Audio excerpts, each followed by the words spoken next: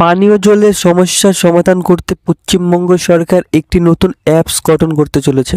তো আজকের এই ভিডিওটির মাধ্যমে আমি আপনাদেরকে জানাবো যে এই অ্যাপসটি আপনারা কীভাবে ব্যবহার করবেন, কোথা থেকে ডাউনলোড করবেন এবং এই অ্যাপসটা কীভাবে কাজ করবে।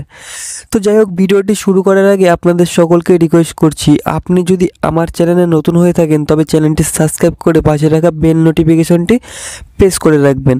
ভিডিওটি ভালো লাগলে পরে অবশ্যই ভিডিওতে লাইক, কমেন্ট এবং সবার সুবিধার্থে শেয়ার করবেন। পানীয় জল সরবরাহে কোনো সমস্যা হলে জনগণকে সরাসরি আর কর্মকর্তাদের কাছে যেতে হবে না। পশ্চিমবঙ্গ সরকার রাজ্যের জনগণকে সাহায্য করার জন্য একটি বড় পদক্ষেপ গ্রহণ করেছে।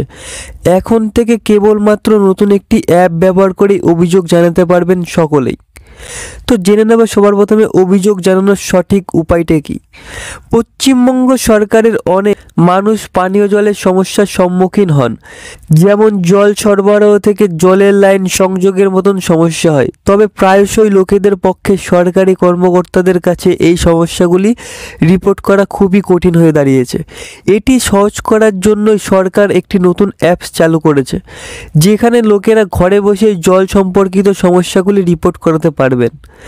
এই অ্যাপের মাধ্যমে নাগরিকরা বিভিন্ন সমস্যার সমাধান, যেমন জল সংযোগের সমস্যা, রিপোর্ট করাতে পারবেন। অভিযোগ জমা দেওয়ার পরে এটি জনস্বাস্থ্য কারিগরি বিভাগে পাঠানো হবে। বিভাগের কর্মকর্তারা তখন সমস্যাটি তদন্ত করবেন এবং সমস্যা সমাধানের জন্য প্রয়োজনীয় ব্যবস্থা নেবেন। নতুন এই অ্যাপসটি প্রথমে করিমপুর ব্লকের ট্রায়াল হবে। তো বোঝা গেল অ্যাপসটি প্রথমে কোথায় চালু হবে, যেখানে প্রতিটি বাড়িতে ইতিমধ্যেই কিন্তু পানীয় জলের সংযোগ দেওয়া হয়েছে।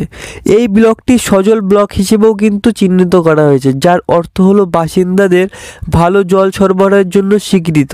অ্যাপসটি ভালোভাবে কাজ করছে কিনা তা পরীক্ষা করার জন্য এই ব্লকে পরীক্ষামূলকভাবে অ্যাপসটি চালু করা হবে। ট্রায়াল রান সফল হলে অ্যাপসটি রাজ্য সরকারের অন্য অংশেও চালু করা হবে। তো বোঝা গেল এখানে প্রথমে এই অ্যাপসটি কিন্তু ওই অঞ্চলে ব্যবহার করা হবে। তারপরে যদি অ্যাপসটি সাকসেস হয়ে থাকে তবে সমস্ত এলাকায় কিন্তু পশ্চিমবঙ্গ সরকার এই অ্যাপসটি ব্যবহার করবে জল সমস্যার সমাধানের জন্য। এবার আপনার মনে প্রশ্ন আসতেই পারেন যে অ্যাপসটি কিভাবে কাজ করবে। যদিও অ্যাপসটার নাম এখনও প্রকাশ করা হয়নি, তবে এটি বিনামূল্যে পাওয়া যাবে বলেই আশা করা হচ্ছে। পানীয় জল সম্পর্কিত অভিযোগ থাকলে কেউ তাদের ফোনে অ্যাপসটি ডাউনলোড করতে পারেন। অভিযোগ করার জন্য প্রথমে ব্যক্তির ফোন নাম্বার এবং আধার নাম্বার যাচাই করা হবে, তারপর অভিযোগটি আনুষ্ঠানিকভাবে রেজিস্ট্রেশন করতে হবে। এই অ্যাপসটির অন্যতম সেরা বৈশিষ্ট্য হলো অভিযোগগুলি দ্রুত সমাধান করা হবে। একবার অভিযোগ করা হলে কর্মকর্তারা খতিয়ে দেখবেন এবং তারা 48 ঘন্টার মধ্যে সমাধান করার কাজও শুরু করে দেবে। প্রসঙ্গত, এই নতুন অ্যাপসের মাধ্যমে মানুষকে আরও তাদের জলের সমস্যা জানাতে সরকারি অফিসে যেতে হবে না বা দৌড়দৌড়ি করতে হবে না। কেবলমাত্র একটি ফোনের মাধ্যমে একটি অ্যাপস ব্যবহার করে বাড়িতে বসেই এটা করতে পারবেন।